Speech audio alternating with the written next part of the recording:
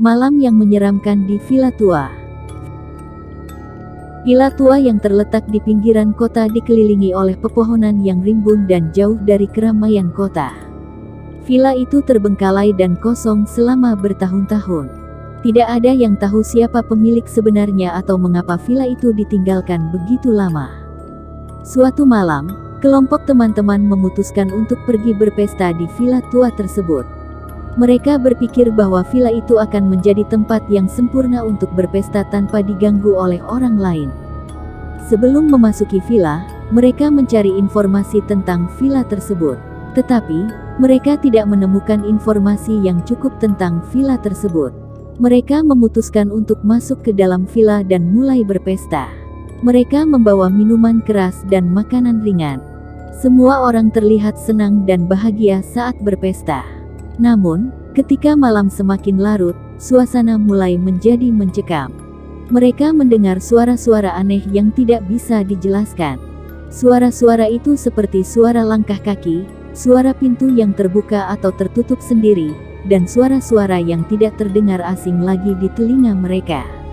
Beberapa teman-teman mulai merasa takut dan meminta untuk segera meninggalkan villa tersebut. Namun, salah satu teman mereka bernama David mengabaikan rasa takut dan memutuskan untuk memeriksa villa tersebut. Dia meninggalkan teman-temannya di dalam ruangan dan mulai berkeliling di sekitar villa. Ketika dia memeriksa sebuah ruangan yang terbuka, dia melihat sosok wanita yang berdiri di tengah ruangan dengan rambut panjang yang menutupi wajahnya. David kaget dan berteriak minta tolong.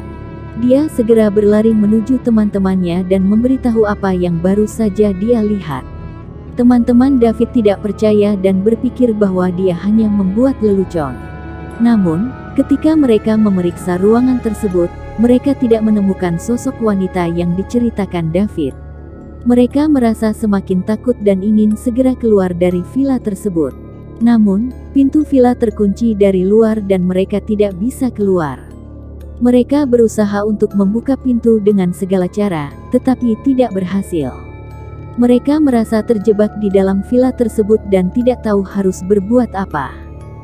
Semakin lama mereka berada di dalam villa, semakin mencekam dan menyeramkan. Mereka mendengar suara-suara aneh dan melihat bayangan-bayangan aneh di dinding. Mereka merasa seperti sedang diperhatikan oleh sesuatu yang tidak bisa dijelaskan. Mereka mulai merasa putus asa dan mencari cara untuk keluar dari villa tersebut. Mereka berpikir untuk memecahkan jendela dan keluar dari sana, tetapi tidak berhasil. Jendela-jendela tersebut terlalu kuat dan tidak bisa dipecahkan. Saat mereka sedang mencari cara keluar, tiba-tiba lampu di dalam villa mati. Mereka merasa takut dan panik karena tidak bisa melihat apa-apa. Namun, mereka mendengar suara langkah kaki yang semakin dekat. Mereka berpikir bahwa ada orang lain di dalam villa tersebut dan mereka ingin keluar dari sana secepat mungkin. Teman-teman David dan dia sendiri memutuskan untuk mencari cara lain untuk keluar. Mereka memutuskan untuk mencari jalan keluar di belakang villa. Setelah berjalan beberapa saat, mereka menemukan sebuah pintu belakang yang terbuka. Mereka berteriak kegirangan dan mulai berlari keluar dari villa. Namun, ketika mereka keluar dari villa, mereka melihat sesuatu yang mengejutkan. Mereka melihat sosok wanita dengan rambut panjang yang menutupi wajahnya. Wanita itu terlihat seperti hantu dan melayang di udara. Mereka merasa takut dan terkejut dan berlari secepat mungkin meninggalkan villa tersebut. Setelah itu, mereka tidak pernah kembali ke villa tersebut. Mereka merasa traumatik dan tidak ingin mengalami pengalaman yang sama lagi. Mereka tidak tahu apa yang sebenarnya terjadi di villa tersebut, tetapi mereka yakin bahwa ada sesuatu yang tidak beres di sana. Sejak malam itu, villa itu terus terbengkalai dan ditinggalkan oleh orang-orang. Tidak ada yang tahu siapa pemiliknya atau mengapa villa itu ditinggalkan begitu lama. Namun, cerita tentang villa tersebut masih menjadi cerita yang menyeramkan dan diceritakan oleh orang-orang di sekitar sana.